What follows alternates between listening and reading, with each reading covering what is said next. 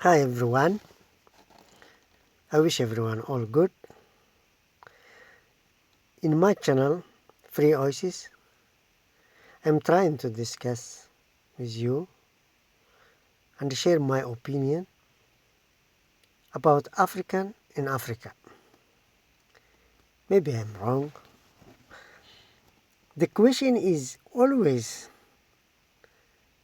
vexes me, annoying me is why when mention Africa, backwardness, ignorance, hunger, homelessness, civil war, violence, and the untrained workforce come to mind.